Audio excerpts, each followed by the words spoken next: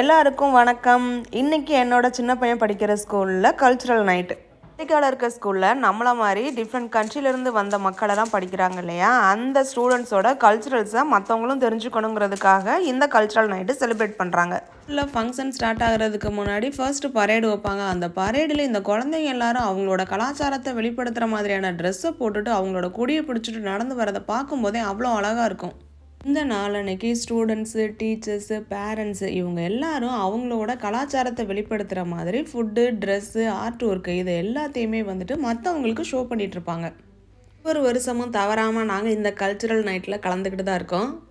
இது நமக்காக கொடுக்கப்பட்ட டேபிள். இதில் நம்மளோட இந்தியன் ட்ரெஸ்ஸு, ஜுவல்லரி, பொட்டு, அதுக்கப்புறம் நம்மளோட ஃபுட் எல்லாத்தையும் கொஞ்சம் சாம்பிளாக கொடுத்தோம். அதோட குட்டீஸ் எல்லாம் டான்ஸ் ஆட ஆரம்பிச்சிட்டாங்க. இன்றைக்கி என்னோட பையன் பறைய வச்சு ஒரு டான்ஸ் ஆடிட்டு இருக்கேன். வாங்க பார்க்கலாம்.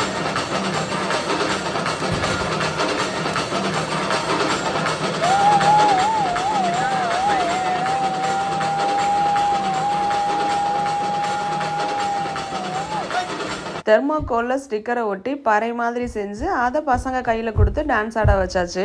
இதே மாதிரி நம்மளோட இந்தியன் குழந்தைங்களே நிறைய சாங்க்கு டான்ஸ் ஆடினாங்க. கையில் தீபம்லாம் வச்சு பார்க்குறதுக்கே அழகான டான்ஸ் இருந்துச்சு. ஆனால் அவங்களோட ப்ரைவசிக்காக நான் அந்த வீடியோவை இதில் அப்லோட் பண்ணலை.